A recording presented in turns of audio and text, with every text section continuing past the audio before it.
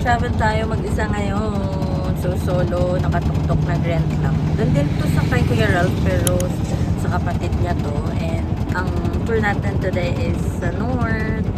Si Sharon, nauna na siya, umuwi na siya, umalis na siya kanina umaga.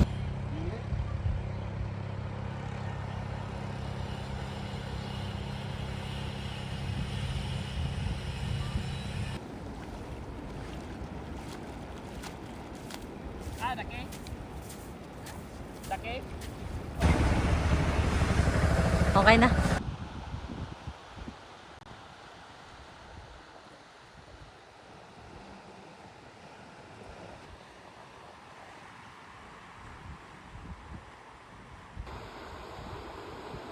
Yakyat pa.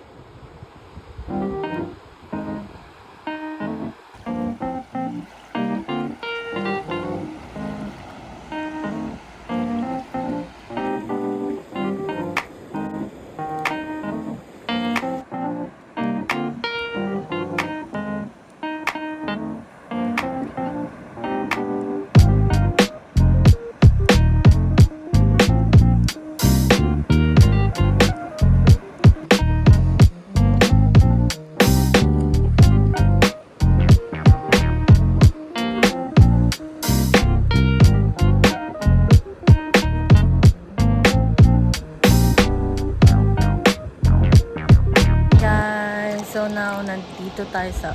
Oh, sorry, nakalimutan ko yung pangalan ng beach na talaga. Ito na lang dito kung nasan tayo ngayon. And ngayon kasi, ang season na to is hindi ganun kadaming turista since may mga pasok tayo dito sa Philippines, sa mga school. So, mostly, ang nandito ngayon sa Siargao is mga foreigners since summer sa kanila. And now, tingnan nyo. Solo ko ang beach. I mean, kanina solo ko, ngayon may iba ng tao. Pero hindi pa rin ganun ka-crowded. Tingnan mo, 2 group lang kami. Hindi pa nga ako group eh.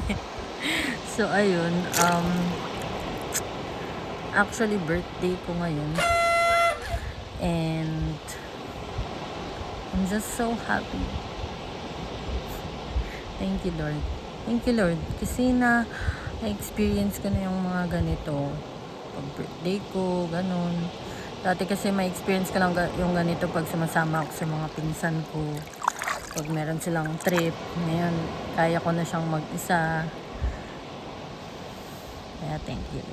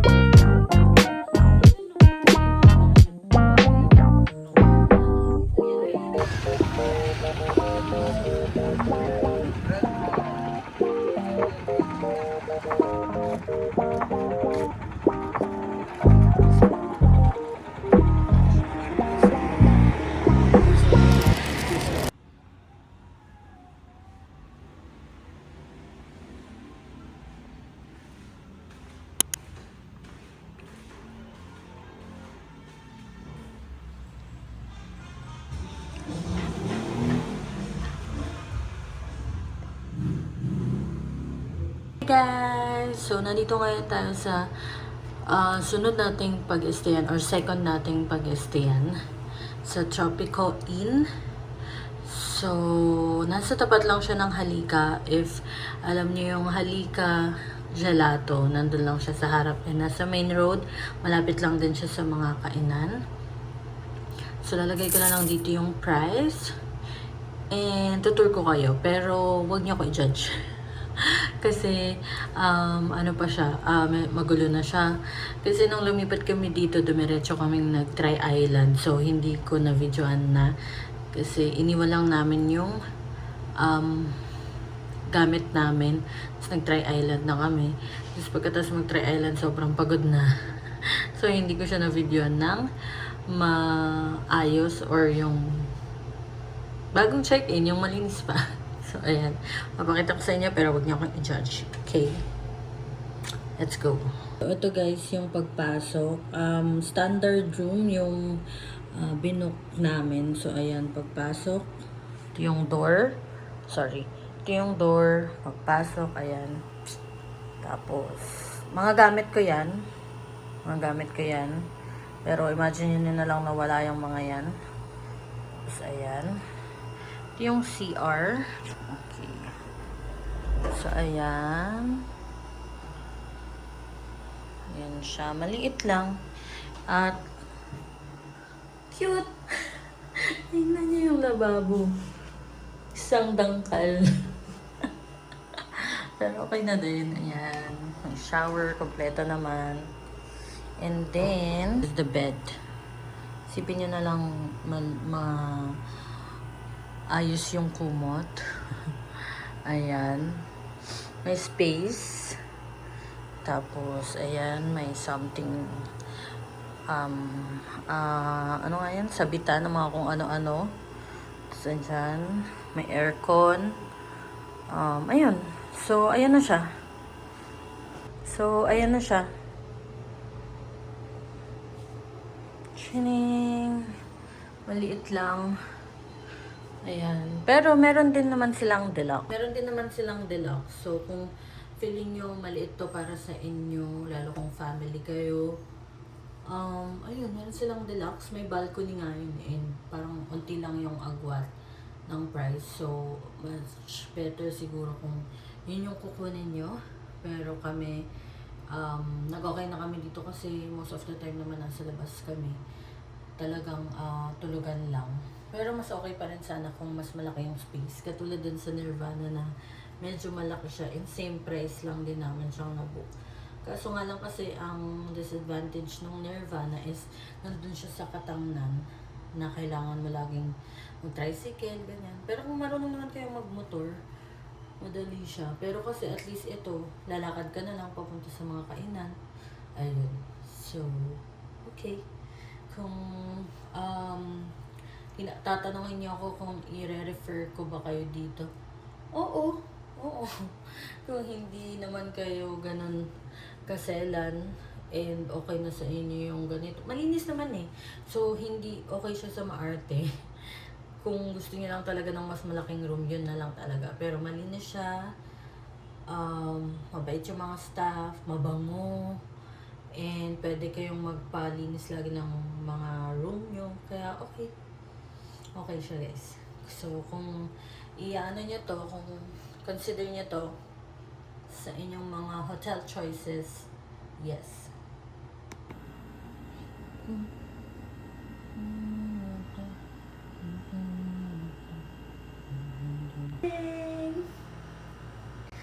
Shadow curse is real.